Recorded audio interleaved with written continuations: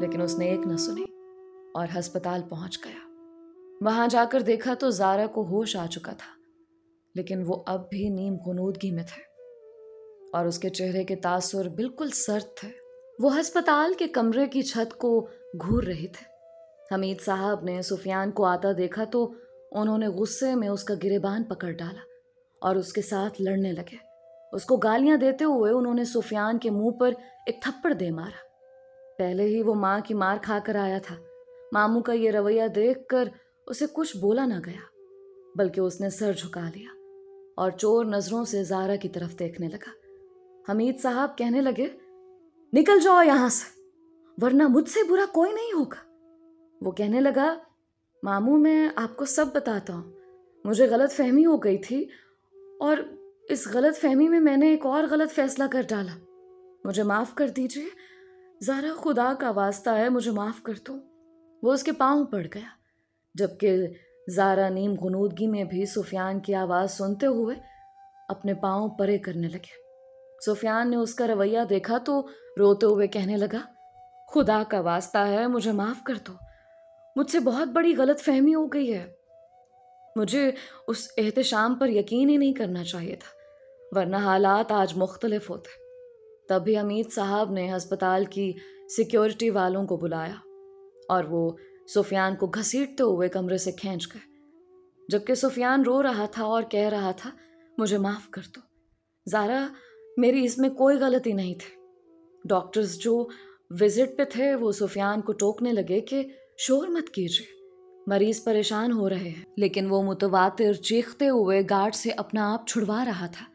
Guard ایک لمبا اور مضبوط انسان تھا۔ سفیان اس کے سامنے بچہ سا لگ رہا تھا۔ وہ اسے آسانی سے گھسیٹ کر ہسپتال کے باہر لے گیا اور سمجھاتے ہوئے کہنے لگا، تمہارے لیے اچھا یہی ہے کہ دوبارہ یہاں کا رخ مت کرو، ورنہ مجھ سے برا کوئی نہیں ہوگا، میں تمہیں پولیس کے حوالے کر دوں گا۔ گارڈ اسے دھمکی دینے لگا، جبکہ سفیان رونے لگا۔ پہلے ہی احد کو وہ ساری صورتحال بتا چکا تھا۔ احد نے سنا تو فوراً ہسپتال کے لیے نکل گیا۔ سفیان کو یوں گارڈ سے الجھتے دیکھ کر اس نے گارڈ کو رک جانے کا اشارہ کیا، لیکن گارڈ کہہ رہا تھا، اسے یہاں سے لے جاؤ ورنہ میں اسے پولیس کے حوالے کر دوں گا۔ وہ سفیان کو زبردستی بائک پر بٹھاتا ہے اور اسے لیے سفیان کے گھر آ جاتا ہے۔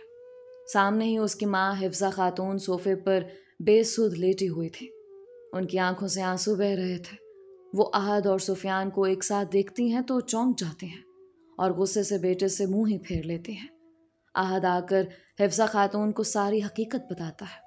حفظہ کہنے لگتی ہے، اب میں اس معاملے میں کچھ نہیں کر سکتے، پہلے ہی میں بھائی اور بھابھی سے شرمندہ ہوں، اب اس بات کا کوئی حل موجود نہیں ہے سوائے اس کے کہ ہم یہ محلہ، یہ علاقہ چھوڑ دیں اور تمہارے باپ کے آبائی شہر چلے جائیں جہاں ان کا گھر موجود ہے۔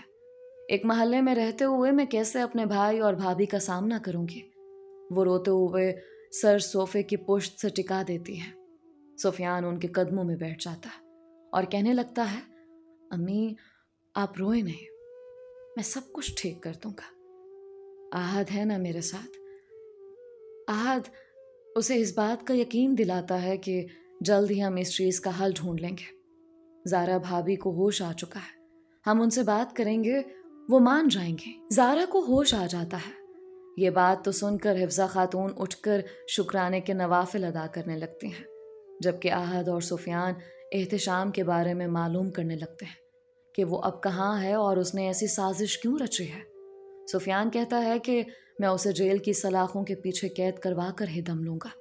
اس کی ہمت کیسے ہوئی مجھے میری بیوی کے خلاف بھڑکانے کی؟ احد اسے بحث کرنے لگتا ہے کہ جب تجھے پتا ہے وہ تیرا دشمن ہے تو اس کے پاس گیا ہی کیوں تھا؟ سفیان کہتا ہے، میں اس کے پاس نہیں گیا تھا، وہ میرے پاس آیا تھا اور تبھی اس نے یہ تصویریں مجھے دکھائیں۔ احتشام زہرا کا پہلا منگیتر تھا۔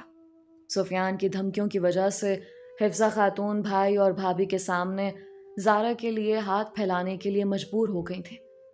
بھائی اور بھابھی نے بھی نند کا مان رکھا اور اسے خالی ہاتھ نہیں لوٹایا تھا، لیکن احتشام کے دل میں آج بھی بدلے کی آگ جل رہی تھی، اس لیے اس نے سفیان اور زارا کی طلاق کرا کر ہی دم لیا۔ احد کہتا ہے کہ اب مجھے نہیں لگتا کہ کوئی حل موجود ہے سوائے اس کے کہ تم لوگ حلالہ کروا لو۔ حلالہ کی بات تو سن کر سفیان حیرت سے احد کو گھورنے لگتا ہے کہ یہ تو کیا کہہ رہا ہے؟ میں اپنی بیوی کو کسی اور کے ساتھ ہرگز برداشت نہیں کر سکتا۔ کجا کہ کوئی اس کے ساتھ دن رات گزارے تو یہ سوچ بھی کیسے سکتا ہے؟ سفیان غصے میں آنے لگتا ہے جب احد اسے کہتا ہے میں نے ایسے ہی سوچا ہے جیسے تم نے سارا بھابھی کو طلاق دیتے وقت نہیں سوچا۔ اس کے علاوہ تمہارے پاس کوئی بھی حل موجود نہیں سوائے اس کے کہ تم اسے بھول جاؤ۔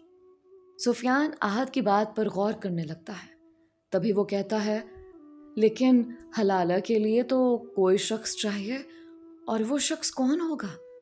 کون ہمارا ساتھ دے گا؟ احد کہتا ہے تم فکر مت کرو، میں تمہارا ساتھ دینے کو تیار ہوں۔ تبھی سفیان کہتا ہے کہ بھابھی کو کیا بولے گا؟ احد کہتا ہے کہ اس کو پتہ چلے گا تو کچھ کہے گی نا۔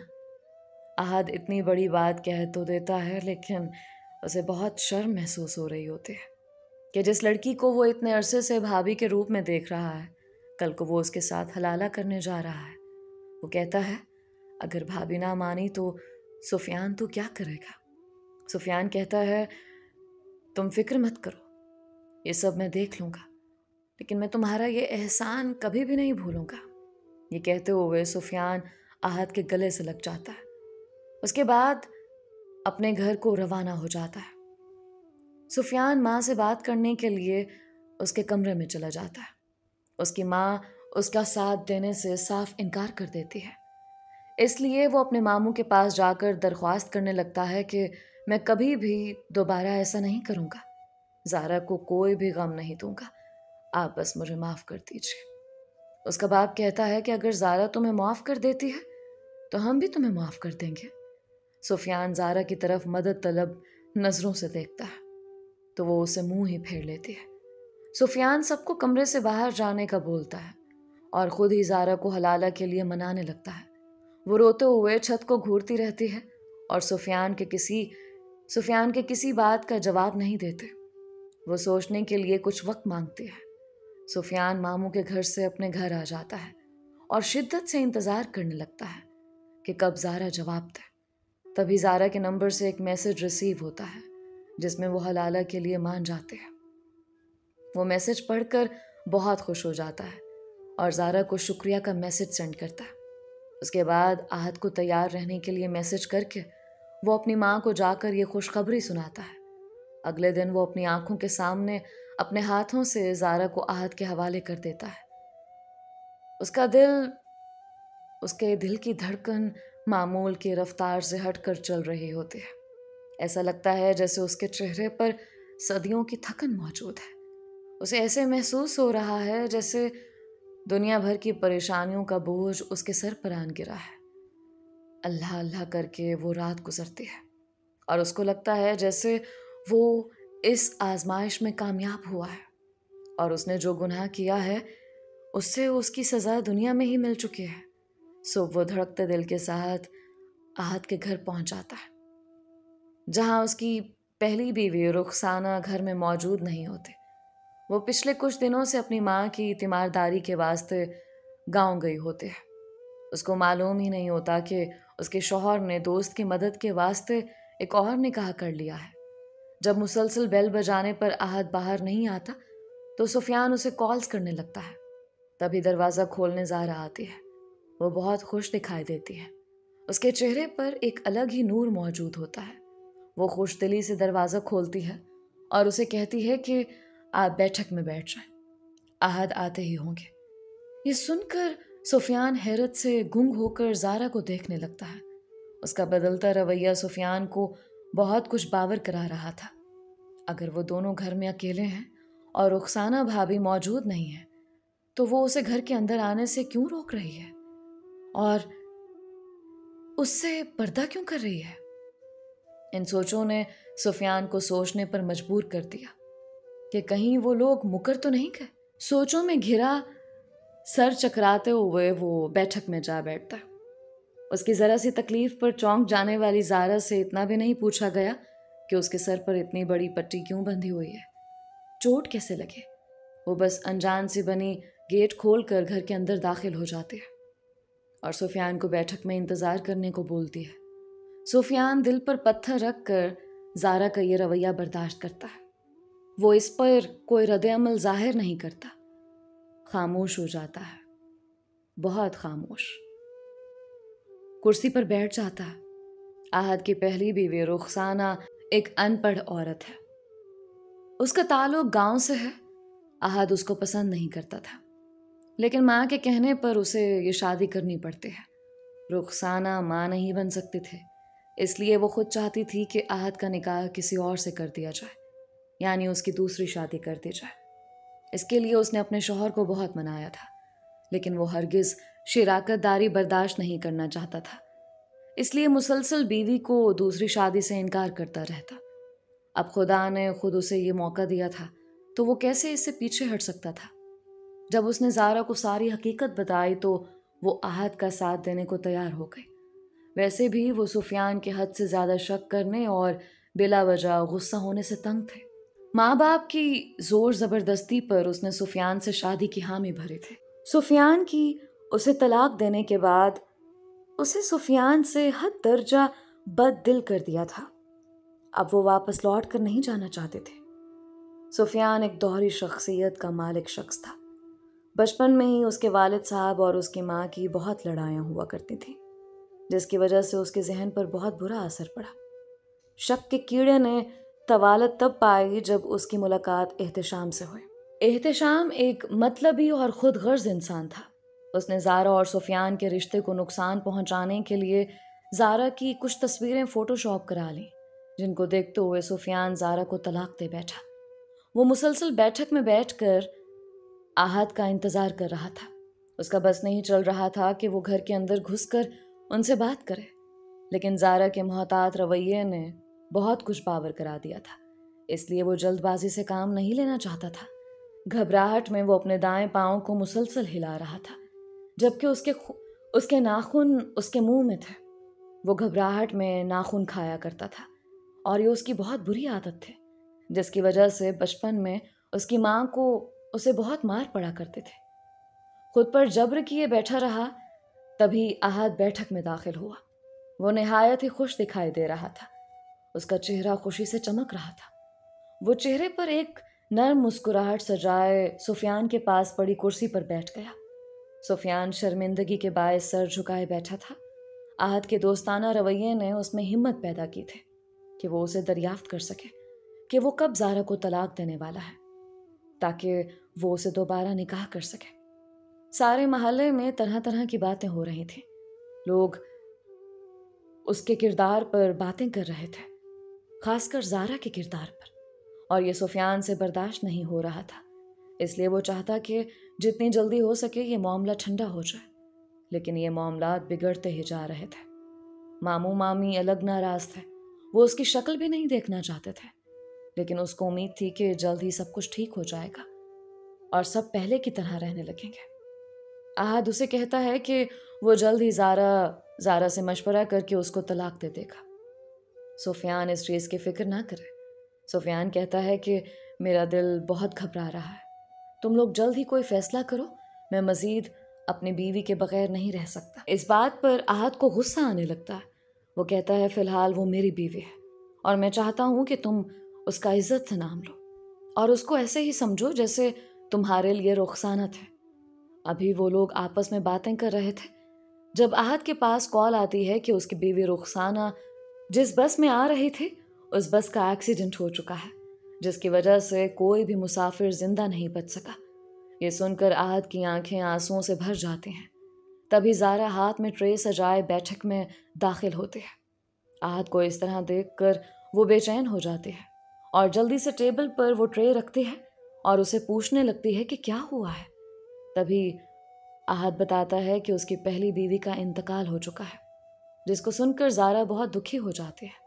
اس کے چہرے کی ساری خوشی غائب ہو جاتی ہے، یکدم وہ غمگین دکھائی دینے لگتی ہے۔ احد اور زارا ایک دوسرے کے قریب دیکھ کر سفیان غصے سے پاگل ہونے لگتا ہے۔ تبھی وہ زارا کو کھینچ کر دور کرتا ہے اور اسے کہتا ہے دوبارہ اس آدمی کے قریب بھی مت جانا، ورنہ مجھ سے برا کوئی نہیں ہوگا۔ یہ کہہ کر وہ گھر سے باہر نکل جاتا ہے۔ زہرا پیچھے ہکا بکا رہ جاتی ہے۔ وہ تو کہنے لگتی ہے کہ کیا تم نے سفیان کو میرا فیصلہ نہیں سنایا؟ وہ نفی میں سر ہلاتا ہے اور روتے ہوئے کرسی پر واپس بیٹھ جاتا ہے۔